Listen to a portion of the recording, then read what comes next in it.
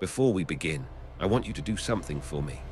Scroll down right now and hit that like button. Not after the video, right now. Because by the time these 7 stories are finished, you might not want to move your hands at all. Subscribe to Creepyverse if you haven't already, and drop a comment below telling me where you're watching from and what time it is there. Because I genuinely want to know how many of you are watching this alone, in the dark, in a place where the nearest neighbor is farther away than you'd like them to be.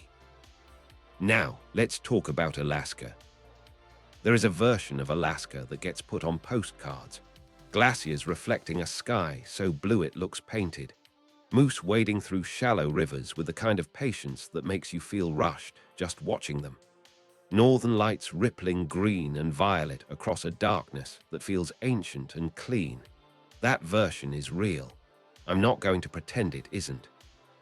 But there is another version. One that doesn't make it onto postcards.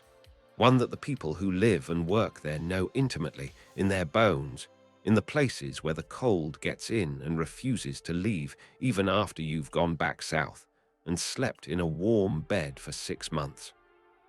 That version is also real. Alaska is the largest state in the country. It is bigger than Texas, California, and Montana combined. And the majority of it, the vast, overwhelming majority of it, is empty. No roads, no towns, no lights, just wilderness stretching in every direction until the horizon disappears into tundra or mountain or ocean.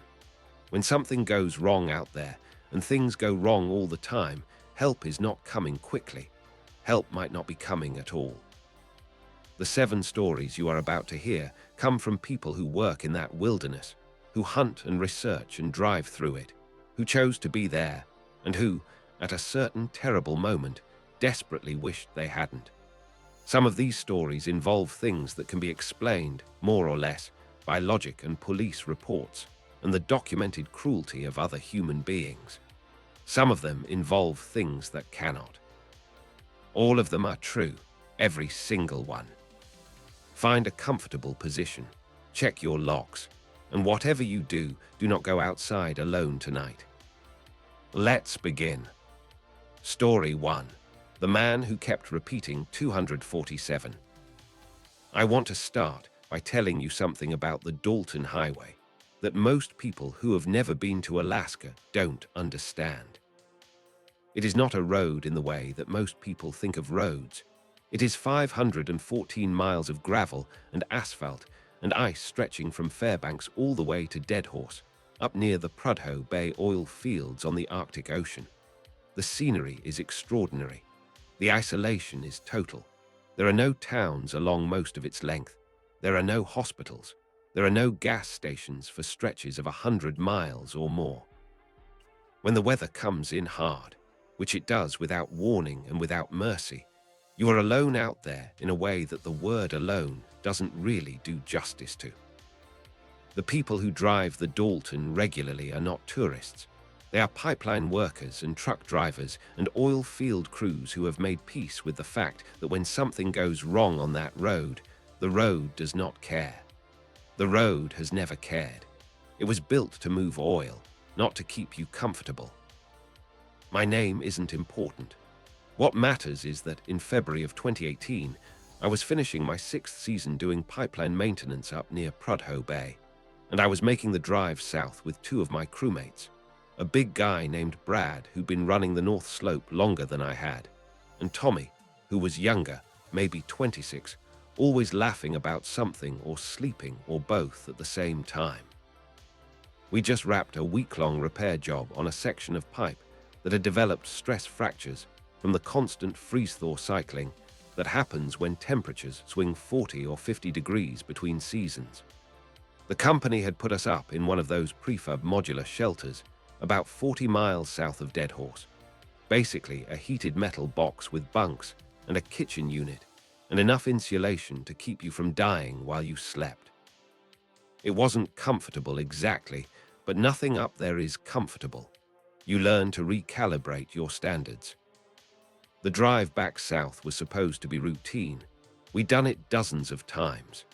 Brad's truck was a modified F-350 with chains on all four tires and a heating system that could keep you alive in temperatures that would kill an unprepared person in under an hour. We knew the road. We knew the weather patterns. We knew what we were doing. What we didn't know, what we couldn't have known, was what was waiting for us out there on the ice. It was around hour 2 of the drive when the storm started getting serious. Visibility had been maybe 50 feet, then 30, and now it was down to something like 20 or 25, the headlights just catching the curtain of white and bouncing back at us, creating this effect that felt less like driving and more like falling sideways through clouds. Tommy had been asleep in the back seat for most of the drive, one boot propped up on the armrest, snoring softly. Brad had the heat cranked and a country station playing low on the radio, mostly static, but occasionally cutting through with something recognizable. I was watching the road. Not because I needed to. Brad was the one driving, and he was more than capable, but because I had that particular kind of restless alertness that sets in after too many hours in a cramped space in bad weather. My eyes kept moving back and forth between the white wall outside and the side mirror and the road ahead, just looking. Just keeping watch the way you do when your brain won't quiet down. That's why I saw it first. I almost didn't say anything. For a second, maybe two, I thought I was seeing things. A trick of the headlights. A shape made of snow and shadow that the tired human brain assembled into something that wasn't there. But then it moved, that unmistakable asymmetric lurch of a person fighting through deep snow, and I said quietly, before I'd even decided to speak, "Brad, stop the truck." Brad hit the brakes hard enough to wake Tommy, who came up out of his sleep with a curse and his hand on the door, already reacting to something he hadn't even seen yet. About 20 yards ahead of us, barely visible in the storm, a figure was moving along the shoulder of the road. No vehicle, no emergency lights, no flares, just this person in a heavy parka, olive green with fur trim around the hood, moving through knee-deep snow with that desperate, uncoordinated stumble that you learn to recognize if you work up here long enough. It's the walk of someone whose core temperature is dropping. Someone who has maybe an hour, maybe less, before their body stops being able to maintain the fight. You do not leave someone on the Dalton in a February storm. That is not a moral debate up there. It is a fact as absolute as gravity. Brad put the truck in park, and we all piled out into the cold, which hit us like something physical even through our gear, this full-body shock of -40 and wind that found every seam and zipper. We started jogging toward the figure, calling out, but our voices got swallowed immediately by the storm. The sound out there is strange. It doesn't echo, it just disappears. When we got within 10 feet of him, Brad grabbed the man's shoulder to turn him around.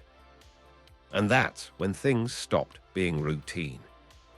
The man's face was pale, not frostbitten pale, which has a particular bluish, waxy quality. This was different. This was paper white, clean white, the white of something that had been drained rather than frozen. His eyes were open, and the color of them made me take an involuntary step backward without knowing why. They were gray. Cloudy gray, like dirty ice, like the film that forms on a pond just before it freezes solid. And they were focused on something behind us, something distant. Something none of the rest of us could see. He had several days of stubble on his jaw, dark against that impossible white skin. His lips were moving, continuously, rhythmically, forming the same shapes over and over, with the focused intensity of someone reciting something they cannot afford to forget. And on his left cheek, running from temple to jawline, was a scar, jagged, wide, the kind of mark that comes from a sudden violent contact with something metal or glass or bone, the kind of mark that tells you that whoever this person is, they have survived something that probably should have killed them. Tommy waved his hand in front of the man's face. Nothing, not even a blink. Brad tried again. Sir, can you hear me?" The man swayed slightly in the wind. Those cloudy eyes kept their distant focus, and his lips kept moving. I leaned in closer than I wanted to, close enough to smell the cold air coming off him, close enough to notice that despite the temperature, and despite however long he'd been out in this storm, he was not shivering.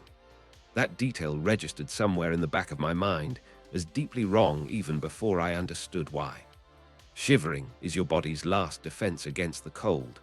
When it stops, your core temperature has dropped past the point where your body believes the fight is winnable. When someone in a blizzard stops shivering, they are not getting better. I leaned in close enough to hear what his lips were saying. 247. 247. 247. Over and over, with the mechanical consistency of a machine. Not a conversation, not a plea, not a prayer, or at least not any kind of prayer I recognized. Just those three numbers, cycling endlessly like a signal from somewhere inside him that his conscious mind had long since vacated. Brad and Tommy exchanged a look over the man's head. We had all heard stories about what the isolation does to people up here, about the particular brand of psychological fracture that can happen when someone spends too many weeks in total darkness with only the sound of the wind and the creak of frozen structures around them. But this didn't feel like that. This felt like something else. Something that the word breakdown didn't fit the same way a coat doesn't fit a body that's the wrong shape. We got him into the truck. It took all three of us. He didn't fight, but he didn't cooperate either. He was just weight. Just this inert, cold, densely present weight that we maneuvered through the storm and into the back seat like a piece of equipment that had been left outside too long.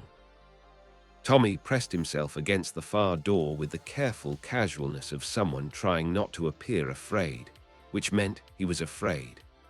Brad cranked the heat to maximum and pulled back onto the Dalton without a word. For 10 minutes, nobody said anything. The heater roared, the snow kept coming, and in the back seat those lips kept moving. 247. Then Tommy cleared his throat and said what we were all thinking, or at least what we'd all been circling around without letting ourselves land on it directly. "Guys," he said, "doesn't he look like that snowmobiler, the one from a couple years back, the one they never found?" Brad's knuckles went white on the wheel. I remembered the story. Everyone who spent serious time on the North Slope remembered the story. February 2016, a local man named Christopher Vaughan had gone out on a solo snowmobile trip and never come back. They found his sled wrapped around a spruce tree about 15 miles from where we just picked up our passenger. There was blood on the seat. There were drag marks in the snow leading into the tree line that simply stopped mid-stride, with no explanation for why a human being's footprints would just end in the middle of an open field. Search teams had looked for 2 weeks. Standard protocol for a missing person in those conditions was to declare them dead after 72 hours without shelter and without a temperature above -20. They'd held a memorial service. His brother worked for one of the drilling companies and used to drink at the same bar in Deadhorse that we used. He had talked about Christopher sometimes, in that flat, processed way that people talk about losses they've been told they should accept but haven't. He'd mentioned the scar once, said Christopher had gotten it as a kid, a boat propeller accident during a fishing trip on a lake that had no business having a motorboat on it. The scar went from his left temple all the way down to his jaw. I looked at the rearview mirror. Left temple. To the jaw. 247. I didn't say anything out loud. Neither did Brad. Neither did Tommy after his initial observation. We all just sat with it, in the way you sit with something when the alternative, which is speaking it into full existence, feels like it might make it more real than you're prepared for it to be. The shelter appeared through the storm about 40 minutes later. These modular units were scattered along the pipeline route for emergency use. Basically, a reinforced container with bunks and a kitchenette and a communication system that worked on most days. Brad parked as close to the door as he could manage, and we braced ourselves to move our passenger inside. That's when he spoke. For the first time, in a voice that I still hear sometimes in dreams, a voice like someone speaking through several inches of frozen water, slow and thick, and wrong in its fundamental frequencies. "Can't go in, not yet, not until 2:47. Tommy actually hit his head on the door frame, jumping back. We brought him inside anyway. It took Brad bear hugging him from behind and Tommy and I on his arms, and even then it felt less like moving a person and more like dragging something geological. The second we crossed the threshold, he went completely limp. All that resistance, all that solid presence, just collapsed at once. We laid him on a bottom bunk and stood over him breathing hard, each of us working through our own version of what we just experienced. I stayed with him while Brad checked the radio and Tommy put water on.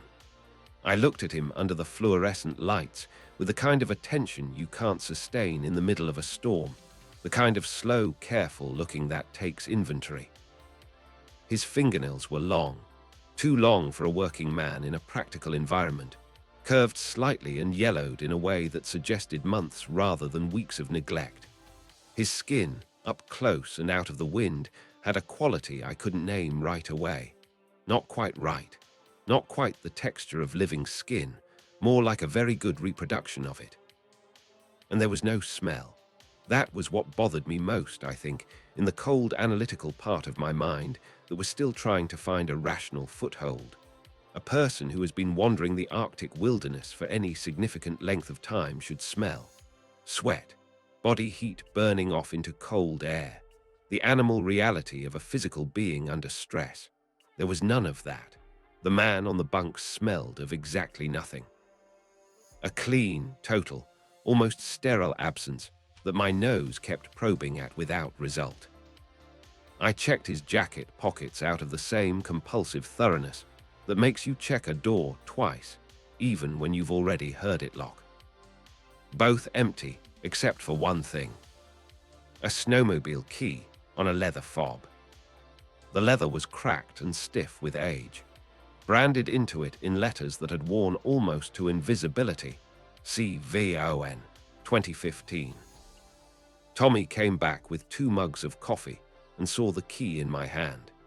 He set the mugs down hard enough that coffee went everywhere and stood there staring at it with the expression of a man whose brain is trying very hard to produce a reasonable explanation and failing completely. "That's not possible," he said. But it was right there in my hand. Brad came back from the radio room shaking his head. The storm was interfering with everything. 8 to 10 hours before we'd be able to get a signal out. We were stuck. The lights flickered. Just once. Just for a second. But enough to make all 3 of us look up at the ceiling with the specific alertness of people who suddenly understand that the building they're standing in is the only warm thing for many miles in every direction. The lights came back, and when I looked back at the bunk, the man's eyes were open. He was staring at the clock on the wall. 11:30 p.m. His lips started moving faster. 2:47, 2:47, 2:47. Tommy grabbed my arm hard enough to leave a mark. "We need to leave," he said. His voice was very quiet and very steady, the way voices get when the person speaking them is working hard to keep them that way. "Right now, storm or no storm." Brad pointed at the window. The snow was coming down so thick you couldn't see the truck parked 10 feet away. We were not going anywhere, and somewhere in the part of me that had been cold and alert and watching since we picked up our passenger on the road, I had the feeling that this was not an accident, that we were exactly where something had intended us to be. The next 3 hours were the longest I've spent in any enclosed space. We took turns watching the man on the bunk, maintaining the pretense of normal activity. Brad made sandwiches that nobody ate. Tommy cleaned and recleaned the same multi-tool 3 times. I checked the weather through the porthole window approximately every 15 minutes, staring into the white nothing and trying to find in it some sign of relenting. The man never moved, except for his lips. His eyes never left the clock. Around 2 in the morning, the exhaustion crashed into us all at once, the way it does when adrenaline runs out and the body makes its demands regardless of what the mind wants. Tommy volunteered for the first watch.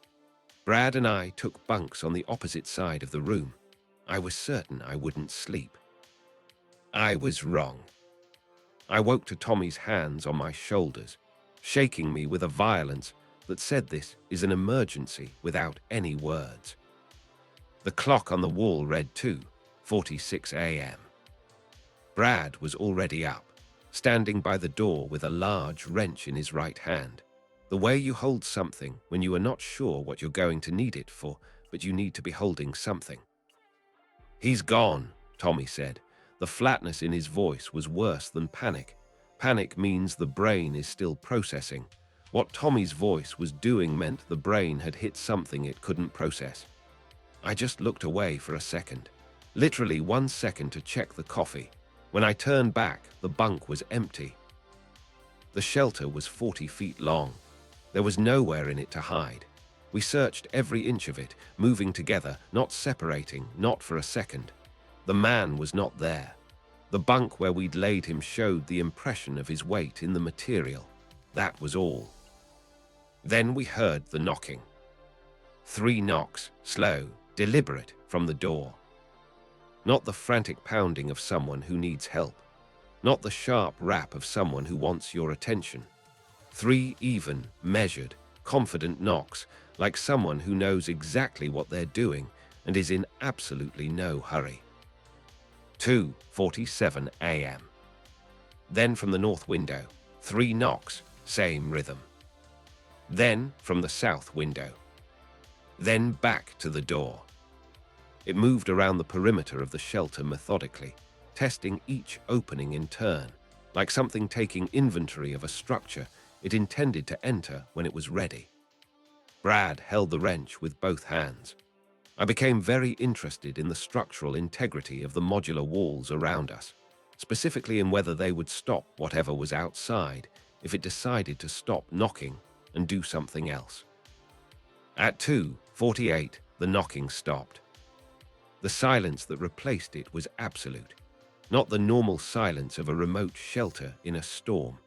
Something beyond normal silence, something that felt less like the absence of sound and more like the presence of something that silence doesn't have a name for. We didn't move until dawn, not one of us. We stood in that shelter in a rough triangle facing outward, and we waited for the light to come.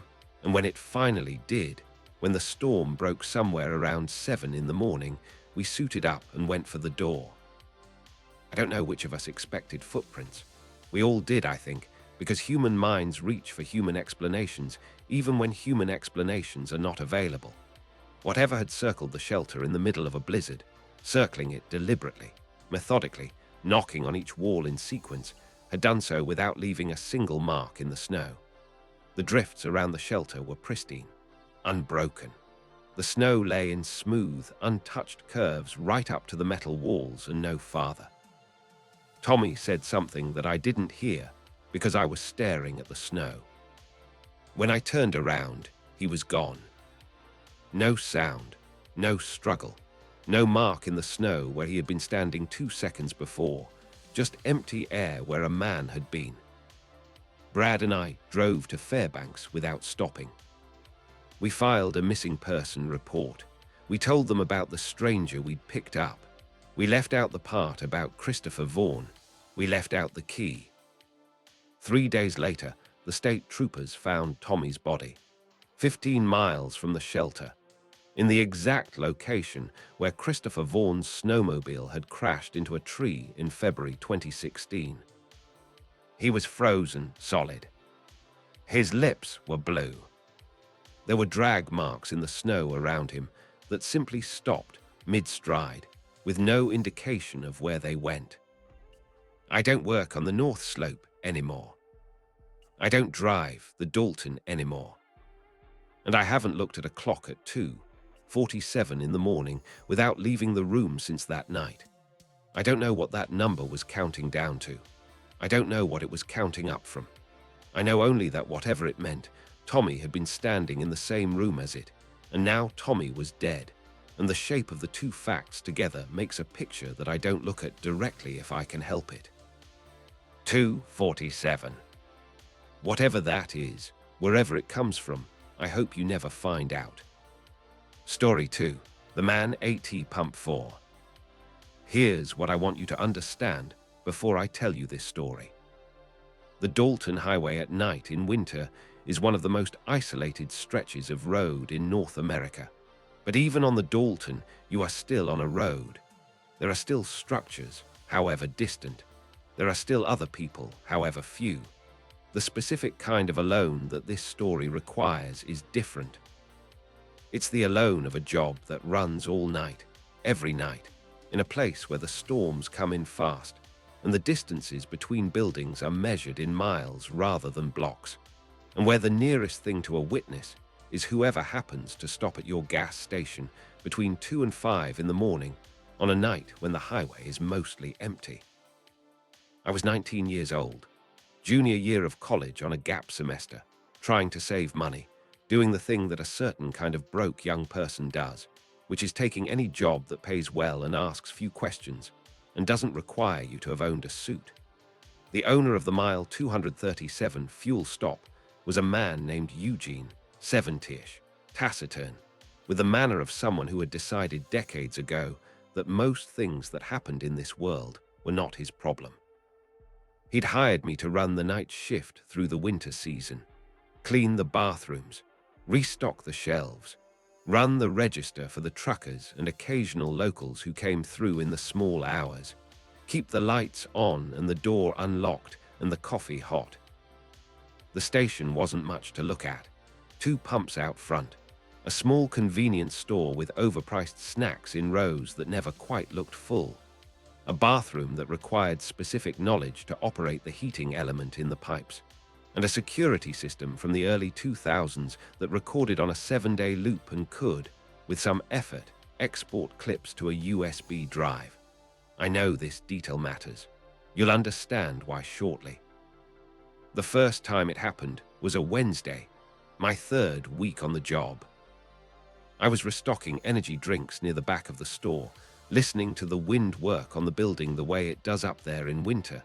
This constant low-pressure moan that you stop hearing after a while, the same way you stop hearing your own heartbeat. The clock on the wall behind the register read 2:00 a.m. And then I heard the engine. I noticed the headlights first through the front window, coming from the north, which was unusual at that hour, because most of the southbound traffic came in waves around the trucker schedule, and the next wave wasn't due until close to 4. The vehicle that pulled up to Pump 4 was an older pickup truck. Blue paint job with rust eating through the lower panels, the kind of rust that comes from years of salted roads and neglected touch-ups. It pulled up with the deliberate, practiced motion of someone who knew exactly where they were going and exactly where they intended to stop. And then it just sat there. No one got out. No one reached for a card or a wallet. No one turned off the engine. The headlights stayed on. The motor kept running. Through the frost-covered windshield, I could make out a driver-shaped silhouette, a dark shape that could have been a man in a heavy coat with the hood up, but I couldn't see any detail. No movement.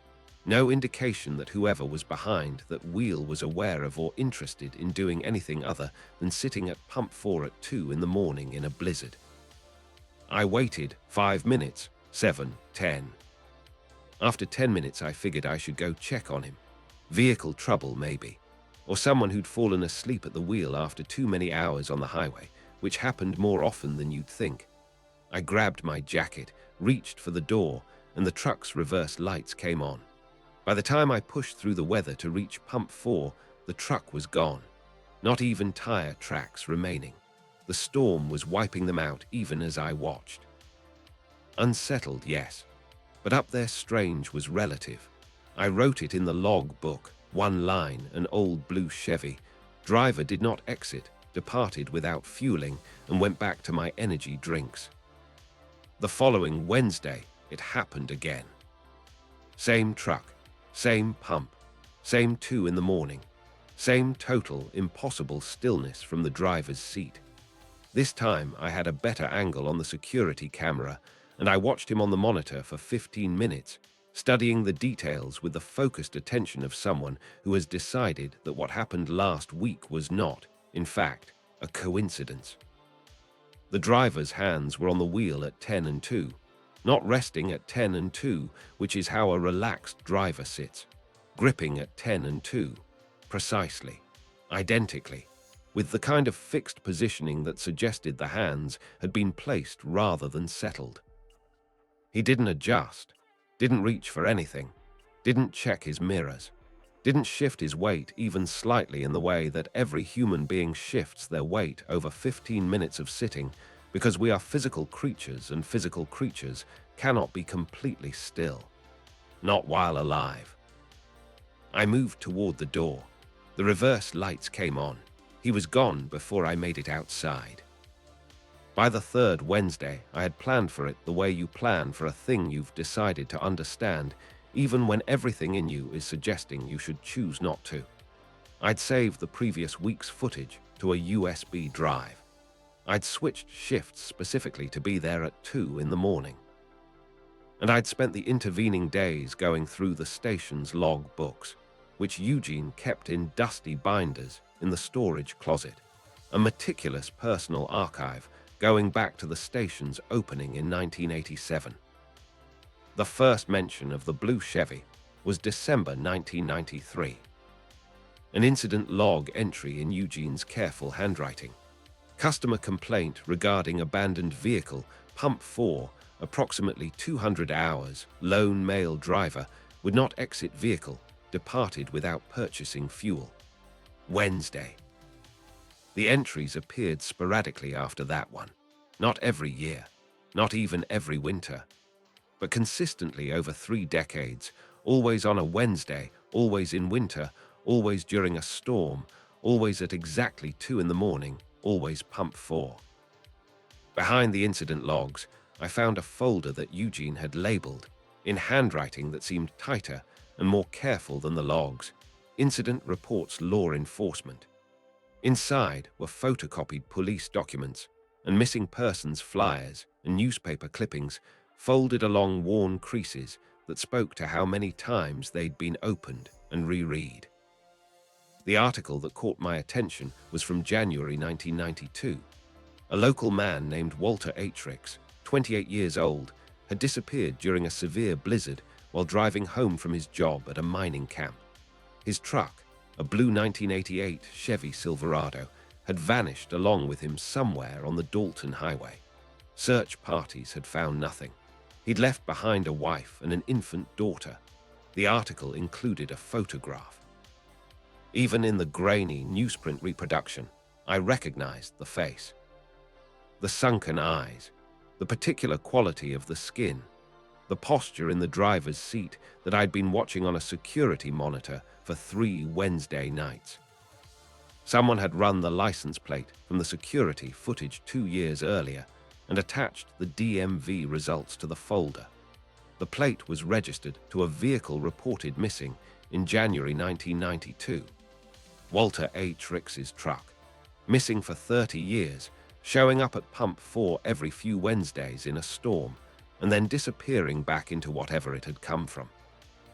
I tried calling Eugene that night. His phone went to voicemail. I sat with what I'd found in the folder and felt the particular chill of understanding something you would rather not understand. The next Wednesday I came prepared. Fresh batteries in my flashlight, my phone fully charged, a baseball bat from the storage room that I told myself was practical and not desperate. The weather was clear when my shift started, but by 1:45 a.m. clouds had rolled in from nowhere, heavy and fast, dropping snow in thick sheets that reduced visibility to near zero within 10 minutes. By 1:55 I knew he was coming. I don't know how I knew, I just did. At exactly 2:00, the headlights came through the snow. The blue Chevy pulled up to pump 4 with the same mechanical precision, the same practiced placement, the same absolute stillness from the driver's seat. I didn't wait this time. I grabbed the flashlight and the bat and pushed out into the cold, moving toward the truck with the purposeful stride of someone who has decided that understanding is better than not understanding. The cold hit hard. The snow was coming down with real conviction, and even with the parking lot lights, the visibility was poor. But as I got closer to the truck, I noticed something that the camera had never captured. The snow around the vehicle fell differently. Within a circle of maybe 4 feet around the truck, not a single flake made contact with the vehicle. They fell toward it, and then, somehow, didn't. Like the truck existed in a space that the storm had agreed to leave alone. The windows showed no condensation, no fog from breathing, no warmth of any kind. The interior looked as cold as the air outside. I reached the driver's side window. I raised my flashlight. Walter Atrix's profile was exactly as it had been in the photograph from 1992, except for the way the years since his disappearance had processed him. The skin was like old leather stretched over the architecture of a face. The eyes were open and seeing nothing, the lips slightly parted as if frozen mid-word or mid-breath or mid-sentence from a conversation that had stopped 30 years ago. I raised my hand and knocked on the window. The station's power cut out completely. Not a flicker, not a brief interruption, total darkness. The pumps, the building, the parking lot lights, my own flashlight, all of it gone at once, like a hand closing over a candle. I heard the truck door open. The darkness lasted longer than generator backup should have allowed. I stood in it, swinging the bat at nothing, trying to restart my flashlight with fingers that had gone stiff in the cold, backing up by feel and memory toward the station. Then I saw light in the station windows, but not the fluorescent light I expected. Something softer, paler, a glow that seemed to come from inside the building without any apparent source, emanating through the frosted glass in slow pulses. A figure was standing inside the station on the other side of the front window. Too tall, too thin, proportions that were almost right but not quite, like a diagram of a person rather than a person. The heavy winter coat, the hollow face. Walter Atrix was inside the locked station, on the wrong side of the locked door, standing at the glass and watching me from 3 feet away. Frost spread across the window from where he stood. I watched it move, branching outward like roots or veins, intricate white crystals growing against the glass with audible delicacy in the sudden quiet. The truck was still idling behind me. I could hear the engine. I turned just enough to confirm what I already knew. The driver's seat was empty. The door was hanging open. When I looked back at the station, Walter had moved. Closer, close enough that I could see every detail that the newspaper photo had not been able to convey. Those empty eyes meeting mine with a focus that the rest of his face didn't match. A concentration of attention that existed behind eyes that appeared not to see. The sound that came next stayed with me long after I left Alaska. A voice like wind through a frozen pipe, muffled by the glass but absolutely intelligible. Still looking for pump 4. Each word slow and labored, separated from the next by a silence that felt like a long distance. More frost spread across the window with each word until the entire front face of the station was white with ice, and Walter had become a shape behind a wall of white, a silhouette in a storm that existed only on the glass. I backed away. The truck's headlights flashed, rhythmically, in a pattern that was too regular to be accidental and too strange to be any code I recognized. And then I saw the others. Behind Walter, visible through the gaps in the frost, more figures, 4 of them total, standing at different windows around the building, all in winter gear, all with the same emptiness in their posture, the same quality of presence that was almost human and not quite. They were all looking at me, and they were all moving their mouths in unison. The frost on the front window was still growing. As I watched, trembling, the crystals were shaping themselves into something. Letters, forming slowly in the ice, each one spreading out from the center like a decision being made. Help US find the way. I ran. Not for the truck, which was still at pump 4 with its door hanging open. Around the building, around the back, to the employee entrance, fumbling with my keys with hands that had gone past cold into the territory where feeling becomes unreliable. The door gave way. I slammed it, threw the deadbolt, stood with my back against it, breathing hard. The emergency lights were on. The store was empty, normal, exactly as I'd left it at the start of my shift, except for the sound of my own heartbeat and the distant, receding echo of an engine. The clock on the wall showed 2:47 a.m. My phone said only 10 minutes had passed since the power went out. The officer who responded to my 911 call found nothing. No truck, no footprints, no frost on the windows. Nothing that suggested anything unusual had occurred at Pump 4 that night except a night shift employee who appeared, in his professional assessment, to have gotten himself thoroughly frightened. I gave Eugene my resignation the next morning and drove south without stopping. I still have the USB drive with the footage.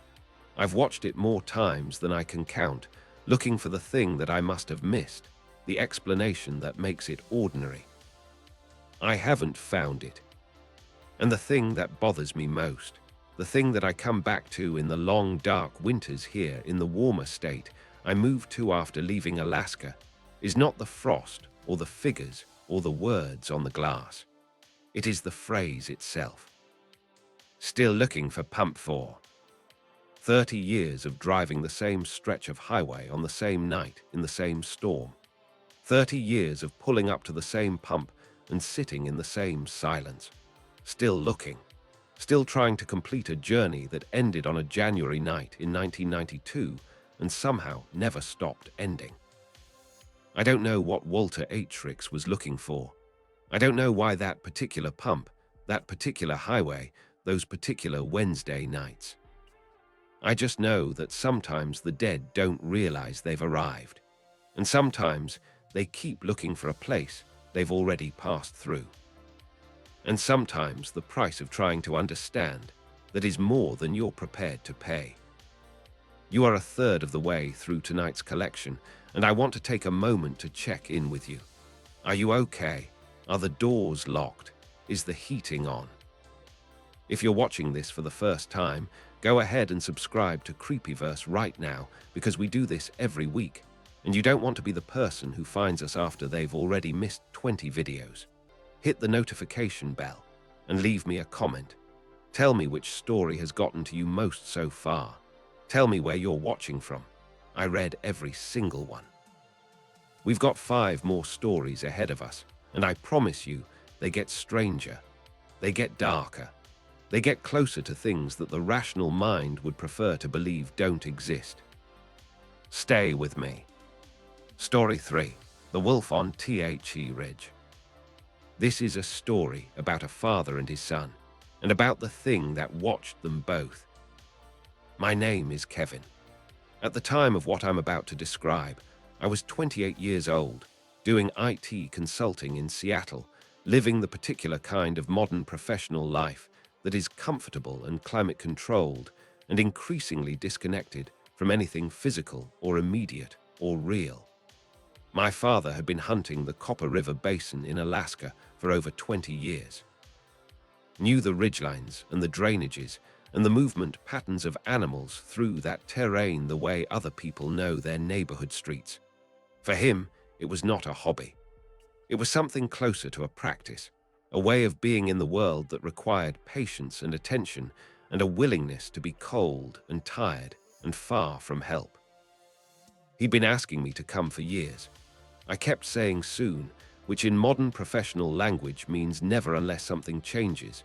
And what changed was a conversation in a parking lot after a family dinner where my father said, not with anger, just with the plain, factual tone of a person who has done the arithmetic, "Kevin, we're not getting the time back." October 2019.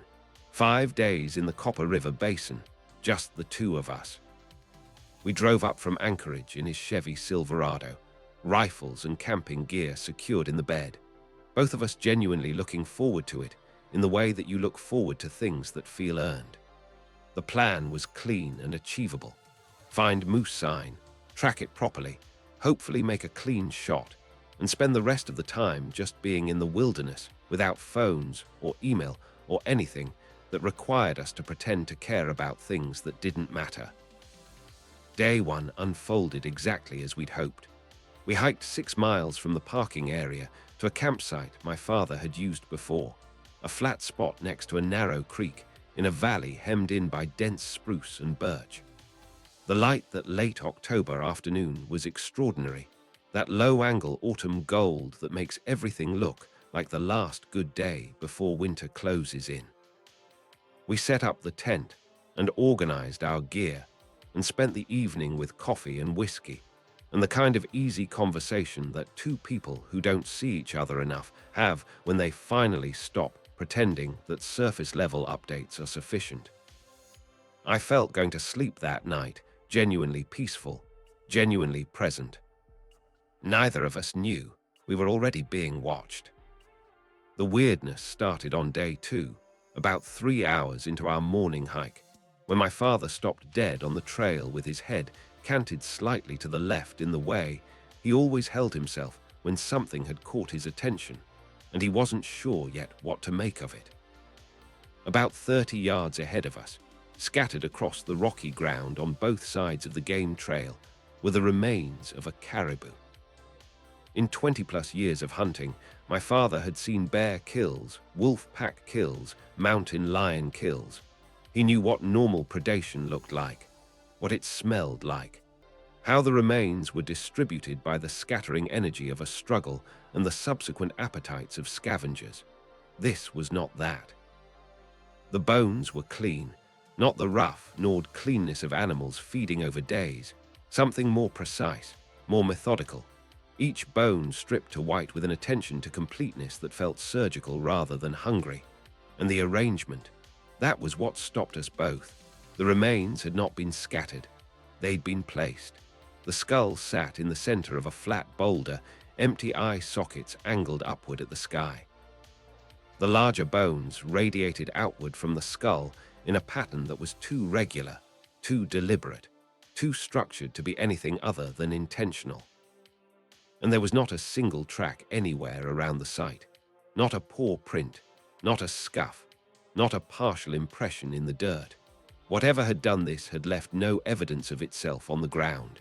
It had processed a full-grown caribou carcass with surgical precision, arranged the remains in a pattern, and vanished without touching the earth. My father knelt by the bones for a long time.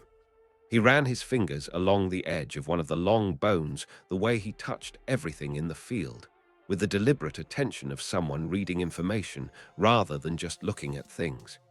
He didn't say anything for a while. When he did, he used my full name, which he reserved for serious moments. "Kevin, I've been hunting for 23 years. I've never seen anything like this." We found a second kill site 2 miles further up the trail. A ptarmigan this time, a ground bird, the kind of animal that foxes take in a blur of feathers and struggle. But there were no feathers, no struggle marks. The small bones had been stripped and arranged around a smooth river stone with the same impossible precision, the same total absence of surrounding tracks. By the 5th kill site, we'd stopped trying to explain it. They were getting fresher. That was the detail that reoriented everything. The first caribou remains had been there for weeks. The last kill site we found still had the metallic smell of very recent death hanging over it in the cold air. And the arrangement was the same as the first. Skull in the center, bones radiating outward, not a print in the soft earth around it. Something was moving ahead of us, staying just far enough ahead that we never saw it. leaving these displays for us to find in sequence, each one fresher than the last, leading us deeper and deeper into the basin.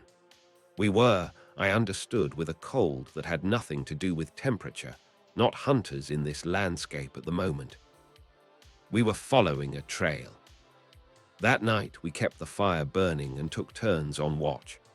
My father insisted on it with a quiet certainty that told me he'd arrived at the same conclusion I had and didn't want to discuss it. We'd never done watch shifts on any previous camping trip. We'd never needed to. Around 2 in the morning, during my father's watch, he whispered my name with the particular urgency that cuts through sleep like a blade. I was on my feet before I was fully conscious. He was pointing at the opposite side of the clearing between 2 large spruce trees, his finger perfectly steady in the way his hands were always steady in the field, which meant whatever he was showing me was real, and he'd already processed the shock of it. 2 eyes, roughly 8 feet off the ground, yellow gold, reflecting the firelight with an intensity that felt wrong for simple reflection. They should have been greenish, the way most wildlife eye shine comes back in firelight. These were different. This was a color that felt like a decision rather than a reflection, and they were absolutely still, not the darting attention of a predator looking for an opportunity, not the nervous calculation of an animal deciding whether to flee. Something else. Something that suggested the eyes behind those eyes had already made all necessary decisions and were simply observing the results. My father had his rifle trained on the space between the trees, but there was nothing to aim at. No body, no shape. Just those eyes, floating at 8 feet, watching us with the patience of something that does not need to hurry. They stayed for 15 minutes, never moved, never blinked, and then they simply were not there anymore. No sound of departure, no rustle of vegetation. One moment present, the next moment gone, as completely as if they had never existed. We searched the area at first light. No tracks, no displaced vegetation, nothing. Day 3 changed the shape of everything. We'd been hiking for 4 hours when my father came to an abrupt stop on the ridgeline overlooking the main valley, binoculars up, his whole body going rigid in the way bodies go rigid when the eyes are processing something the brain is still working on. He handed me the binoculars without lowering them, just passed them to me sideways, his eyes still fixed on the far ridge. I raised them and looked. I have been trying to describe what I saw on that ridge since October 2019, and I have not yet found language that does it justice. I'll try anyway. It was a wolf. I'm calling it a wolf because the general shape was wolf, the 4-legged stance and the large head and the carnivore's breadth of shoulder were wolf. But calling it a wolf is like calling the ocean wet. It's technically accurate and completely insufficient. The animal was the size of a pony. The head was massive, out of proportion even to the body, and the body was already disproportionate to any wolf I'd ever seen in photographs or wildlife footage. Its fur was almost black, but along the spine and over the shoulders, strange markings in silver white caught the October sunlight in a way that seemed almost metallic, almost deliberate, like markings that had been applied rather than grown. And it was looking directly at us. From 800 yards, across an open valley in clear morning light, it was looking at us with a precision that made the distance feel meaningless. It stood there for 2 minutes, not moving, just maintaining that focused, measuring attention that made the hair on my neck stand up even through 4 layers of clothing. Then it turned and began moving along the ridge. The way it moved was wrong, not in a broken or injured way. Wrong in the opposite direction, too fluid, too precise, covering difficult terrain with an ease that suggested the terrain was not actually presenting any challenge to it. Rocks and steep angles and loose shale that would require careful attention from a human climber were nothing to it. It flowed over the terrain the way water flows, finding the path of least resistance with no apparent decision-making process. and every 100 yards or so it stopped, turned back, looked at us, waited until it was certain we were tracking it, then continued. It was showing us what it could do, not hunting us, not yet, teaching us the difference between what it was and what we were, demonstrating the vast distance between its capabilities and ours in terms that required no translation.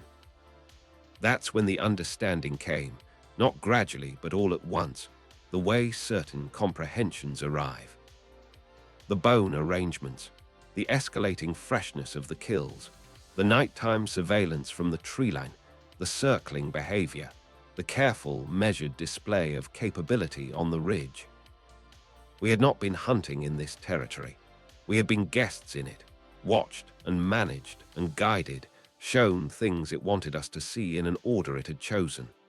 The whole 5 days of our trip had been structured by something else's intentions. We had been the subjects of an attention that we hadn't known was there until it was ready to be known. My father's hand closed on my arm. "We're leaving," he said, not loudly, not angrily. "Right now, this thing has been playing with us." We packed camp with a speed that stripped the experience to its essentials. No lingering. No looking back more than necessary. Just the efficient, focused motion of two people who have achieved a shared understanding. I looked back once through the binoculars as we started our descent. The wolf was sitting on the ridge, still as a monument, watching our retreat. I looked at my father, and he looked at me, and neither of us said anything for the 6 hours it took to reach the truck. He sold his hunting gear the following spring. We've never talked about what we saw, not in any direct way. But it's there between us, this shared knowledge of what exists in that territory, of how small and observable and managed we were in a landscape we'd assumed was indifferent. It is not indifferent. It is watching. And it is patient in a way that makes patience a completely inadequate word. Story 4. The thing on the thermal camera. Let me tell you about a night when 43 things disappeared at the same moment. My name is Heather, and in the spring of 2017, I was leading a 5-person research team conducting a caribou migration study near the Yukon River in the Canadian wilderness. This was the assignment I've been building toward for 6 years of smaller projects.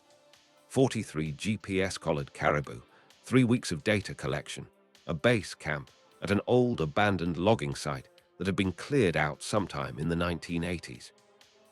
The team was solid. Dr. James Mitchell had more field hours than anyone I'd worked with. Lisa Chen handled the thermal drone work with the kind of technical precision that made the equipment look easy. Alex and Maria were graduate students, sharp and capable, both of them exactly the kind of focused, careful researchers you wanted in a remote environment where a mistake could be serious. The logging site had an atmosphere that I noticed from day one and filed in the back of my mind under things to think about later. Rusted equipment, half buried in decades of moss. Collapsed wooden structures returning slowly to the forest. But most strangely, a thoroughness to its erasure. No company markings, no equipment serial numbers, no signage of any kind, and several metal plates buried under debris bearing sequential numbers, but no identification. It was as if whoever had operated here had left, with the specific intention of not being identifiable. But research doesn't wait for atmosphere to resolve itself, and the first 5 days were excellent. Clean GPS signals from all 43 animals streaming into our tracking system. Lisa's drone footage showing behavioral patterns that were exactly what we'd hoped to document. Clear weather, good data, a team operating well together. Everything was working. At 11:17 p.m. on May 15th, all 43 signals disappeared simultaneously. Not gradually, not in sequence, all at once, like a switch. We spent 3 hours on it. Lisa ran diagnostics on every receiver. Dr. Mitchell went through the backup systems. I checked the signal boosters and adjusted frequencies and attempted manual pings to individual collars. Everything on our end was functioning perfectly. The equipment was fine. The animals were simply gone from our network as completely and as instantly as if they had never been collared. And then the forest went quiet. This is the detail that I think about most. There is a quality to night sound in the Canadian wilderness that you learn to stop hearing after a few days, the way you stop hearing any continuous background. But after the signals disappeared, even that texture of sound faded. Owls, small animals, the specific acoustic landscape of a living forest at night. All of it receded, and what replaced it was not silence exactly, but something that felt more like the presence of an absence, a quality of wrongness in the quiet that made the fine hairs on my arms stand up beneath my sleeves. We found nothing the next day. We hiked to the last known position of the nearest herd, 6 miles northeast of camp. No animals, no tracks, no droppings, no evidence that 43 GPS-collared caribou had ever been in that location. Just empty wilderness and our functioning equipment sitting exactly where we'd placed it, recording dutifully with nothing to record. That evening, Lisa reviewed the thermal drone footage from the night the signals disappeared. We gathered around her laptop in the main tent. Most of the footage showed what you'd expect: empty forest, occasional small mammals, the standard thermal signatures of a quiet night. But at 11:15 p.m., 2 minutes before every GPS signal vanished, the footage captured something that none of us had any framework for. 7 figures emerged from the tree line on the north side of the camp clearing. They moved in perfect synchronization, not in the approximate unison of a military formation or a dance rehearsal, but precise beyond what human coordination can achieve, their movements identical to a degree that would have required mechanical assistance if they had been human. The thermal imaging showed each figure as a coherent heat signature, warmer than the surrounding environment, but cooler than human body temperature, something in between, occupying a thermal range that nothing in the mammalian world is supposed to occupy. They were approximately 8 feet tall. The limbs were elongated, and they moved across the clearing through fallen logs and dense undergrowth without disturbing a single branch or shifting a single stone. No sound on the drone's audio equipment, no displacement of the physical environment. They crossed the frame in about 45 seconds and disappeared into the tree line on the south side. And here is the thing that none of us could explain away or contextualize or dismiss. At the moment the last figure entered the tree line on the south side of the frame, the timestamp on the drone footage read 11:17 p.m., exactly when every GPS signal had vanished. Dr. Mitchell rewound it 3 times and didn't speak. Alex kept saying the equipment must have malfunctioned, in the specific tone of voice people use when they know the equipment hasn't malfunctioned and they're looking for someone to agree with them. Lisa and I watched it in silence. That night we didn't separate, not for any reason. The buddy system was implemented without discussion, simply understood. Regular check-ins every hour, no one alone. Around 3 in the morning, I heard Maria whispering in the adjacent tent with an urgency that cut through my half-sleep. When I called out, she said it was just a dream. Her voice was too controlled. I filed it and waited for dawn. At 7 in the morning, when we gathered at the main tent for breakfast, Alex was not there. His sleeping bag held the impression of his body. His personal items were arranged beside his cot with the neatness of a person who takes care of their belongings. His boots were gone. We searched the camp perimeter, calling his name. Dr. Mitchell started talking about contacting emergency services.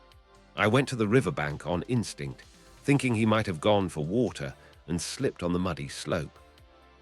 His boots were on a flat rock at the water's edge. Placed there, positioned with mathematical exactness, parallel to each other, laces tied in perfect bows, facing toward the water. No scuff marks, no mud. The rock itself was completely dry despite the morning mist that had dampened everything else in the vicinity.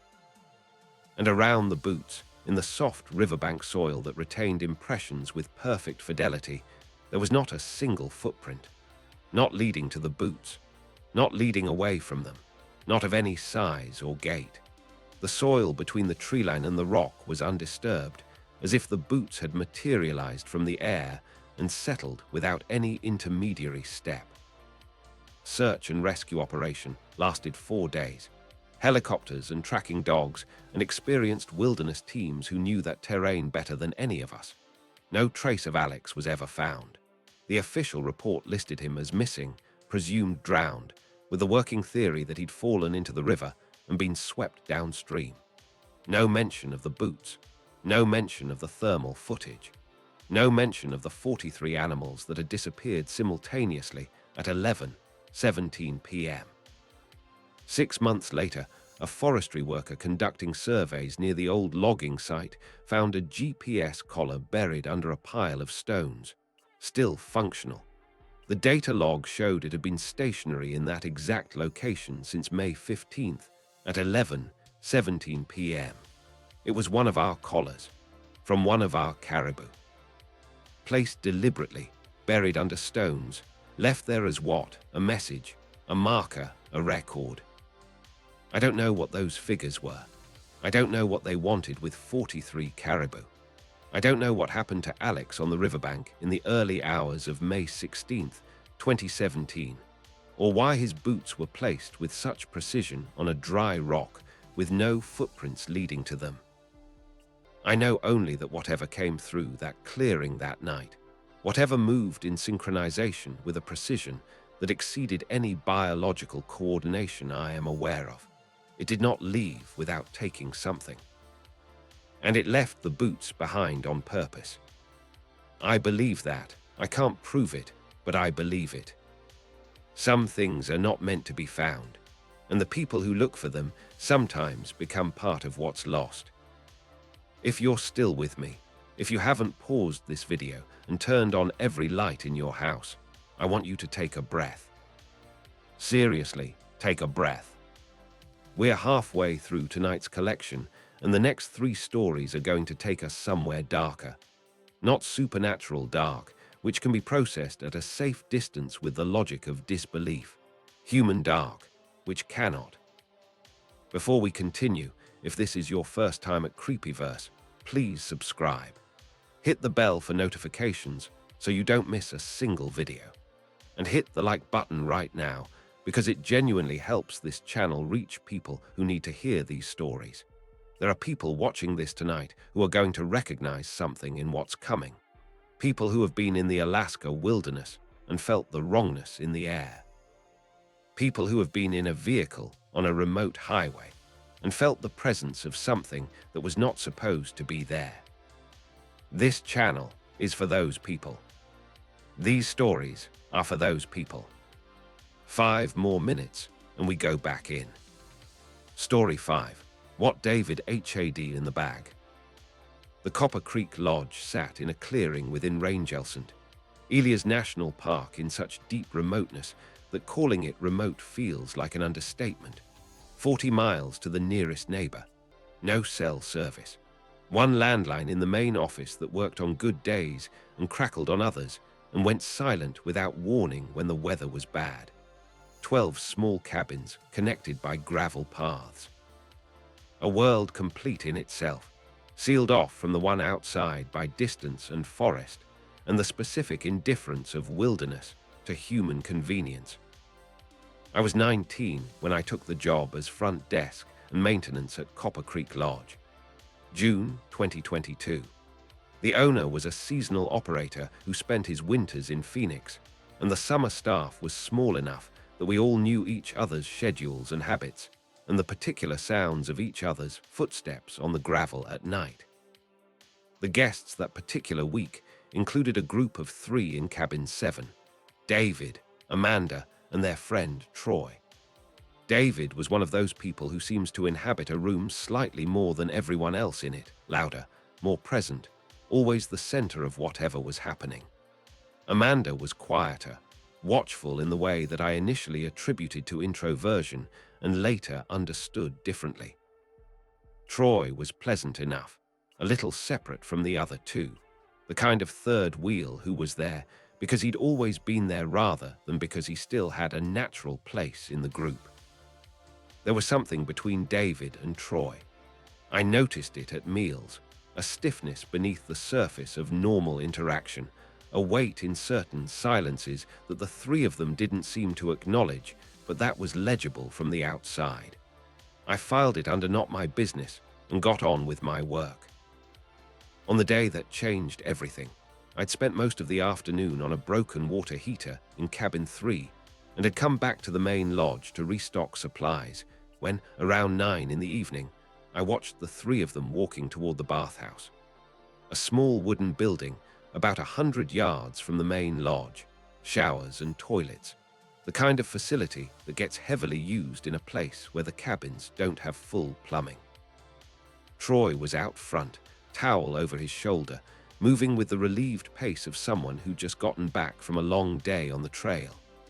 David and Amanda were behind him, and I could hear David's voice getting louder as they moved away, not the words, just the tone, and the tone was wrong. Pressed, urgent in a way that had nothing to do with the volume. I went back inside, told myself it was nothing. About an hour later, I was in my staff cabin when I heard voices outside, moving between the cabins, with an edge in them that resolved from general agitation into something specific and frightening. Amanda's voice calling out that Troy was missing. I stepped outside, and they came to me together, Amanda's face pale and David's eyes holding something that I'd never seen in another human face before. Not fear exactly. Something more complicated than fear. Something that contained calculation inside the fear, a thinking quality that fear isn't supposed to have. They'd had an argument near the bathhouse, Amanda said, with a stranger. David jumped in and said the stranger had been lurking around the building for hours. But when I asked what this person looked like, Amanda described a tall man with dark hair, while David, almost simultaneously, described someone shorter with a beard. The descriptions were so contradictory that they couldn't have been describing the same person, even with a significant difference in observation angle or lighting. Something was wrong with the story. Not in a single identifiable place, but in the texture of it, in the way it shifted slightly each time I asked a question, in the way their eyes moved to each other before they answered anything. We checked the bathhouse, empty but not undisturbed. The bench outside had been overturned, deep scuff marks in the dirt, the kind that come from weight and struggle and sudden lateral force. Amanda looked at the marks and started crying. David looked at them and said something about Troy probably going for a walk to clear his head. We searched the property for an hour. Trails, clearing edges, the area around the creek that ran behind the property. Nothing. When I said I was going to call the state troopers from the main office landline, David grabbed my arm. His grip was too firm. He said we should wait until morning. That calling would just complicate things. That Troy would show up on his own. Amanda disagreed. I could see the disagreement building in her before she gave voice to it, this visible internal conflict that resolved itself into a kind of desperate urgency. And she said yes, call, please call, in a voice that had a different kind of fear in it than the fear of a missing friend. In the main office, the landline was dead. Dead completely, no static, no partial signal, just total silence. David said immediately that the weather must have taken it down.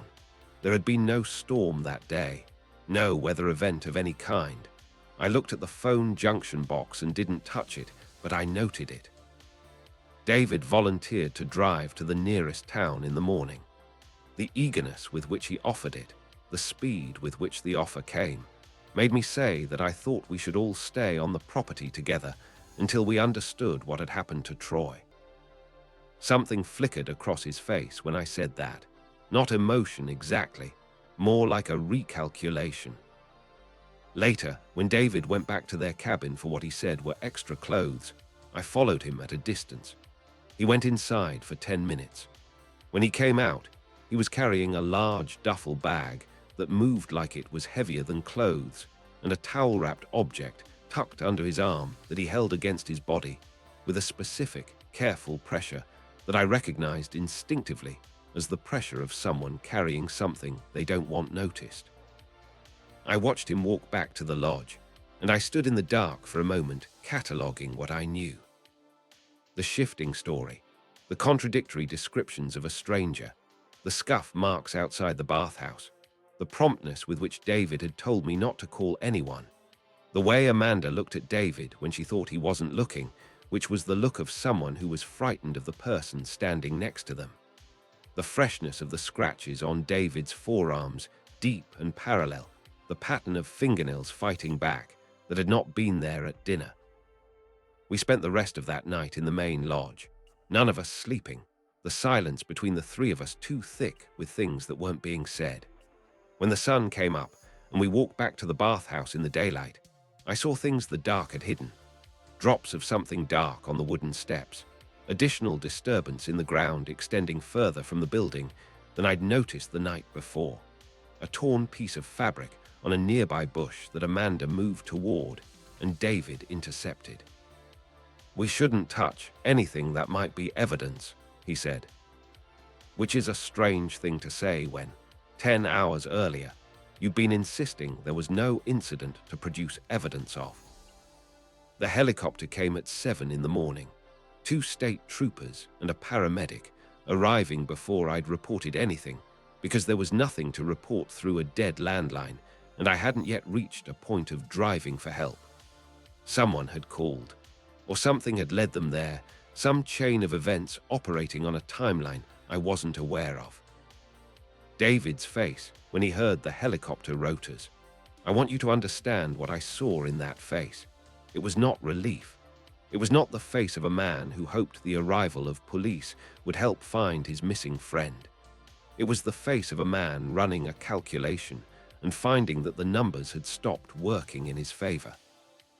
The paramedic told us they'd found Troy 2 miles downstream near the old mining road. Alive but critical, multiple stab wounds. He'd crawled to the road and flagged down a passing truck driver who'd radioed for help on his CB. I looked at David when I heard this.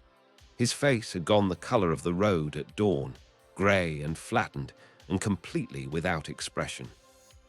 Amanda's tears were not tears of relief. They arrested David that afternoon.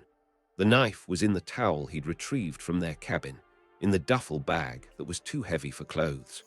The phone line had been cut with wire cutters found in the same bag. Amanda gave a full statement about what had happened at the bathhouse, an argument about money, a debt Troy had owed David for over a year, a moment of violence that neither of them had planned for, but that David had completed and then tried to manage. Troy survived. David was charged with attempted murder. Amanda received a reduced sentence for cooperating fully with investigators. I quit the following morning. There are things I still think about from that night. The point at which I knew something was wrong, and the point at which I was certain of it, and the distance between those 2 points. The way Amanda's fear of David was visible in her body language from the moment they came to find me, a fear I had not yet had a name for. The way the scratches on David's forearms told the story of Troy trying to survive a person who had decided he would not. And mostly, what would have happened if that truck driver hadn't been on that road? If Troy had been just a few feet further from the shoulder? If no one had come with a helicopter at 7 in the morning? We never heard whether David's case went to trial or settled. The legal system in those remote jurisdictions moves slowly and shares its progress infrequently. But Troy is alive.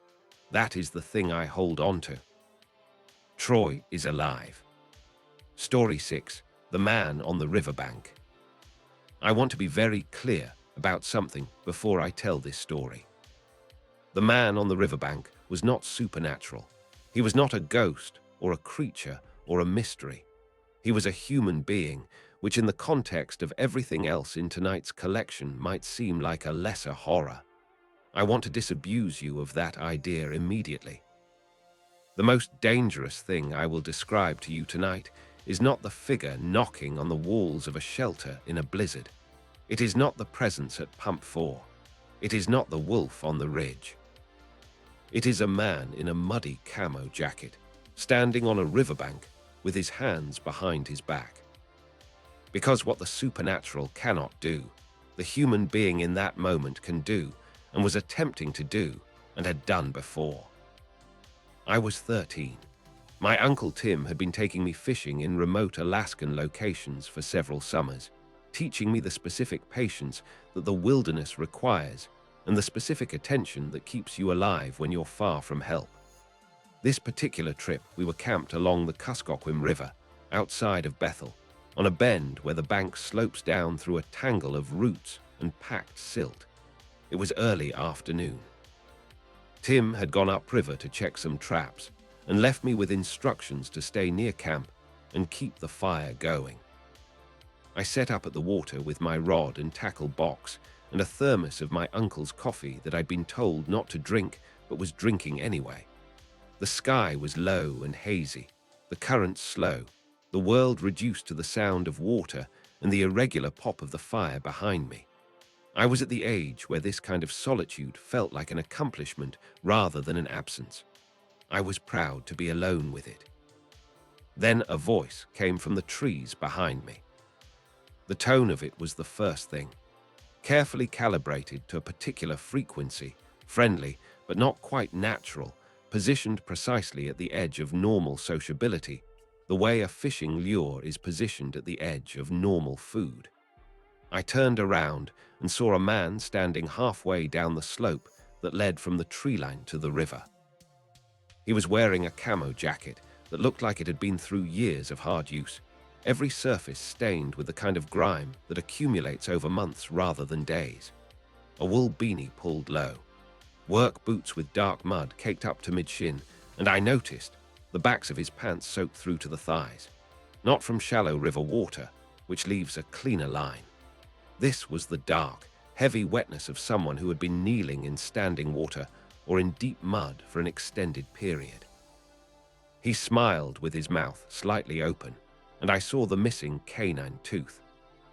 He said he was a local guide, that he needed a second pair of hands to move some gear for a group of hunters, that it wasn't far, just over a ridge. He pointed deeper into the trees, away from the river, away from the camp, away from any structure or road or other human being. I asked which outfitter he worked for. He dodged the question with a laugh that came out dry and shallow, said I looked strong enough to carry a couple crates.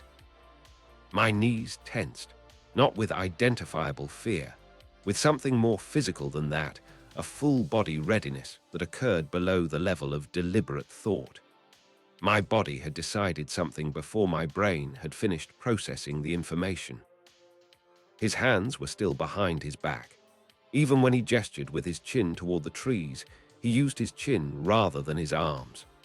The hands stayed behind him, hidden in a posture that made no sense for a person having a casual conversation and made precise, terrible sense for a person who was managing something he didn't want seen.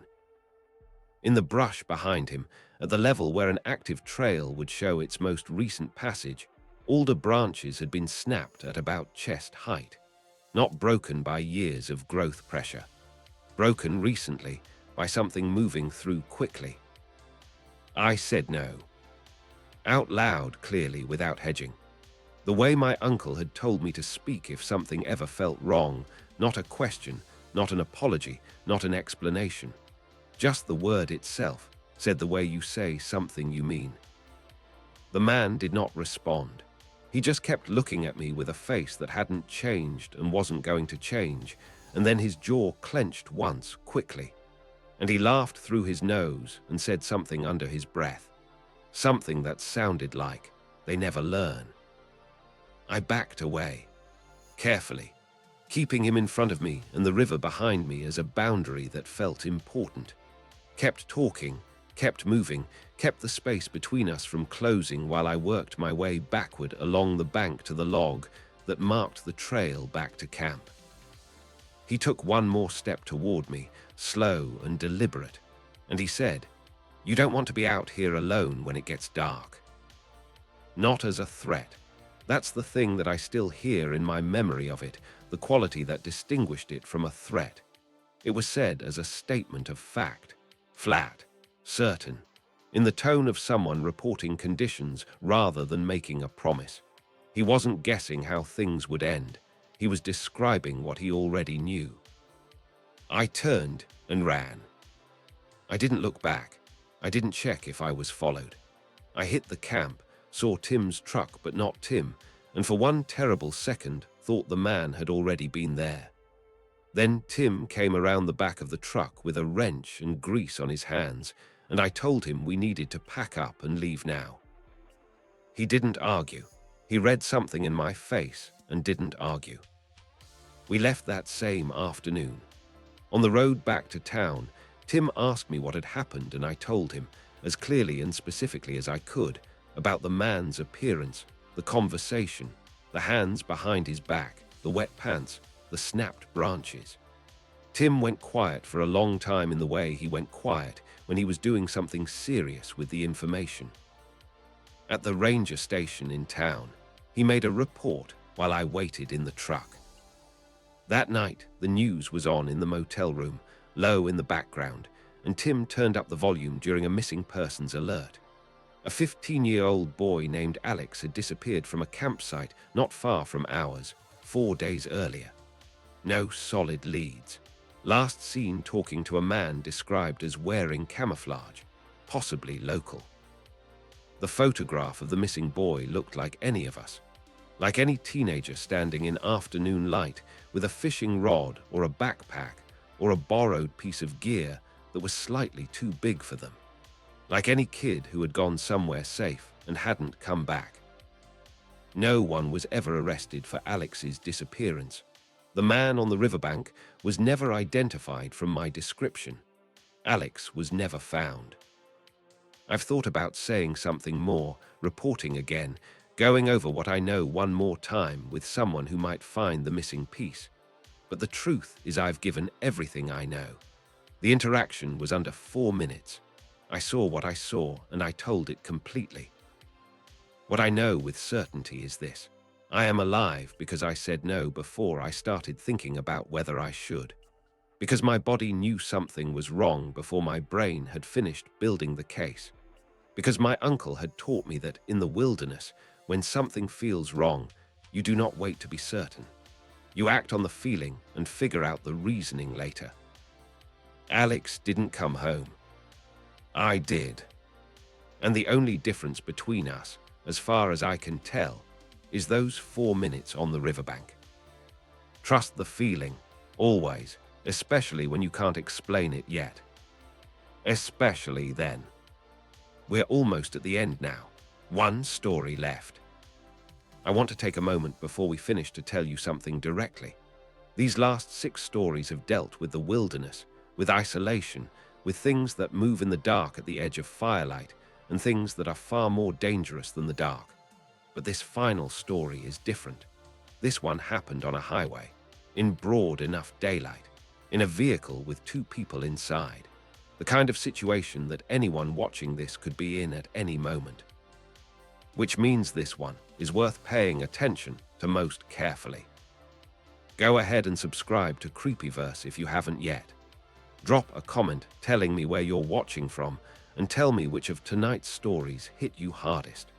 Those comments mean a great deal to the people who share these experiences, and to the channel that keeps giving them a place to be heard. Last story, let's finish this. Story 7, the truck with the reinforced grill. I am a dentist. I have a son named Mason who was 16 in October 2019 and who throws his gym bag into the back seat with the specific physical confidence of a teenager who has temporarily forgotten that the world is not always manageable by force of personality. We were driving from our town down to Soldotna for a wrestling tournament. I'd taken the weekend off from the office, which I almost never did on a Saturday. Mason had been talking about this tournament for weeks. It was one of those drives I'd been looking forward to, a familiar route, 4 hours round trip, just the two of us in the car with music and fast food and the particular ease that comes from being in motion with someone you love. I filled the tank at a chevron near Kenai Spur Road, made a note of the time, settled into the familiar rhythm of highway driving. The road south of Stirling is long and mostly straight, and in the mid-afternoon carries a comfortable amount of traffic, enough to feel connected to the world without feeling crowded by it. The pickup appeared in my rearview mirror, somewhere past the last gas station south of town. It was an older truck, dark tinted windows, matte grey paint that had the dusty, flat quality of a vehicle that had never seen a car wash. Nothing unusual about it. Nothing that would make you look twice on an Alaskan highway in the fall. Except that it didn't pass. I drive the way most people who have driven in Alaska for any length of time drive, with a comfortable awareness of what's behind me, a habitual attention to following distances, and the social contract of highway speed. This truck was too close. Not aggressively close, deliberately close. The kind of close that sends a specific signal without meeting the legal threshold for harassment. I moved slightly right. It matched my position. I slowed down, dropping to under the speed limit, the standard invitation for a vehicle behind you to pass. It matched my speed exactly. I tried speeding up. It maintained the gap. I pointed it out to Mason, trying to keep my voice neutral. He was on his phone, half listening, and he glanced up and said creeper vibes with the weary expertise of a 16-year-old who has encountered more of the world's darkness through a screen than any generation before him. He wasn't wrong. He put his phone down. I switched lanes without signaling, no reason, just a test. The truck followed. I tapped the brakes twice, sharp, the way my father had taught me to discourage tailgaters when I was learning to drive. No response. This went on for 10 minutes, then 15. And the thing that made it worse, the thing that converted my unease into something colder and more specific, was the quality of its behavior. Not road rage, which has a recognizable energy, an urgency, a heat, not carelessness or inattention. This was deliberate and measured and absolutely calm. The truck behind us was doing something specific, and it was doing it without hurry, without provocation, and without any of the behavioral tells that would allow me to classify it as normal or dismissible. Mason found a rest stop on his Maps app. 10 minutes ahead, barely marked, just a faded icon. I aimed for it with the logic that if I pulled in and the truck passed, we'd wait a few minutes and continue. Simple, reasonable, solvable. The truck pulled in behind us. It angled itself across the exit, not alongside us, not in a parking space, across the exit, with the measured, practiced quality of a maneuver that had been done before. The rest stop was nothing. A gravel pull-off with one flickering street lamp, a rusted vending machine, a tilted porta-potty. No other vehicles, no people. The trees and the river on two sides, a steep ditch on the third, and the truck behind us sealing the fourth.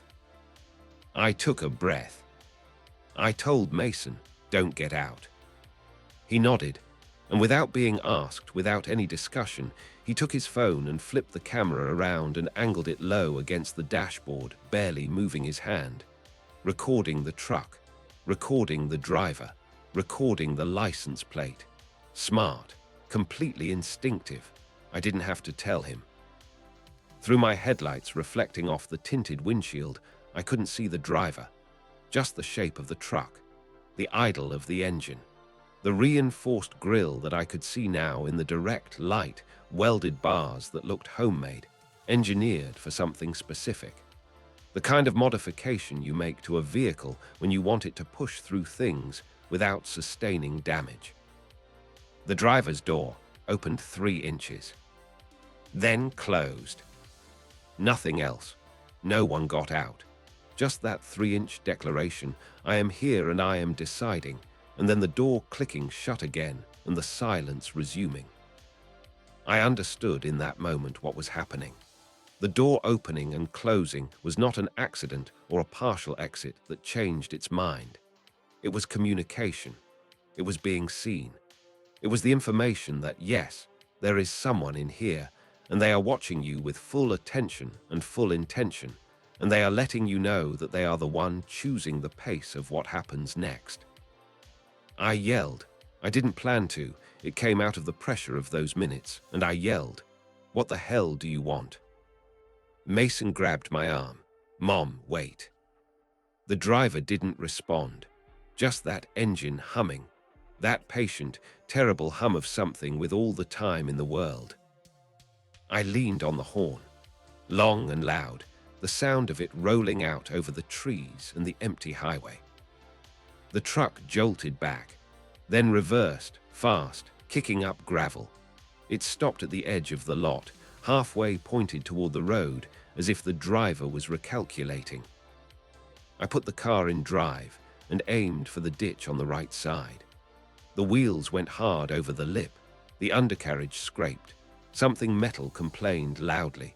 But we came through the far side of the ditch onto the edge of the lot, and I was on the highway going south before the truck had finished its recalculation. When I checked the mirror, it was gone. Mason sent the video to my email 3 times in the parking lot of a busy grocery store where I stopped because I needed to be somewhere with lights and other people around me. We sat there for 15 minutes before I could make my hands work well enough to dial a non-emergency police line. The trooper who met us was a young man who took one look at the footage and went very still in the way people go still when something they've seen before appears again. He knew the truck. He said the driver matched the description of a person they've been trying to locate for months, connected to at least 3 other incidents of roadside harassment along the Kenai Peninsula, always in the late afternoon, always targeting women driving alone or with children. Nothing had escalated to violence yet, but the behavior had been escalating with each incident, the duration longer, the proximity closer, the intent more legible. Mason's footage was the clearest evidence they had. It showed the truck, the plate, the reinforced grille, the deliberate angle blocking the exit. We never heard whether an arrest was made. But I want to say something about Mason here before I finish this story. He was 16 years old in a rest stop on a dark road in the middle of nowhere, with a truck blocking the exit and a driver who had just opened his door to let us know he was considering what came next. And Mason didn't freeze. He didn't panic. He picked up his phone and he started recording quietly, without drawing attention to what he was doing, in the instinctive understanding that the most useful thing he could do right then was create a record. He saved the day with his camera, as he now jokes about with the particular breezy tone teenagers used to cover up the memories that actually frightened them. He might be right. And I want to say one more thing directly to whoever is watching this, who might be a young person traveling with a parent, or a parent traveling with a kid, or anyone driving alone on a long road in a place where the next gas station is 50 miles away. There is no minimum threshold of certainty required before you trust your instincts. You do not need to be sure. You do not need to be able to explain in a reasonable voice exactly what was wrong and why it worried you. Your body knows before your mind does. The tightening in your chest, the involuntary checking of the locks, the specific quality of attention that something creates in you before you've consciously identified what that something is. Listen to it. Every time, without apology. You can explain the reasoning later when you are somewhere safe. 7 stories. 7 encounters with something that the ordinary day does not prepare you for. Some of them end with explanations, Police reports and handcuffs and testimony, and the machinery of consequence moving, however slowly, through a society that has agreed to prosecute certain things. Some of them end with questions that will never have answers, with footprints that simply stop, with signals that cut out simultaneously at 11:17 p.m. and never come back. With a man in an olive green parka who was present in a shelter and then was not, and who may or may not have been, for 2 years before that night, somewhere else entirely. Alaska is a place that holds things. It has been holding things for longer than any of us have been alive to notice. Beneath the ice and the tundra and the dense, lightless forest, history accumulates without the clearing function of high population or constant development. Things that happen there stay there. Things that exist there continue to exist, undisturbed, because disturbance requires density and Alaska has learned to resist it. The people in tonight's stories went there willingly. They went for work and for adventure and for connection with the wilderness and with each other. Some of them left changed in ways that changed them permanently. Some of them didn't leave at all. But they came back to us in the form of words on a screen, in community forums and message boards and late-night posts, typed by people who needed somewhere to put what they'd experienced, somewhere it could exist outside of their own heads and be witnessed by other people who might, in the best case, understand. This channel is that place. Every week, Creepyverse gathers the stories that don't fit anywhere else, the experiences that live in the gap between what can be explained and what cannot, between the rational world and the one that exists just past its edges. If you're new here tonight, welcome. Subscribe, hit the notification bell. You've found your people. If you've been here for a while, thank you. Genuinely. These channels run on the attention and engagement of the people who show up week after week, and every like and every comment and every share is what makes it possible to keep doing this. Drop a comment below right now.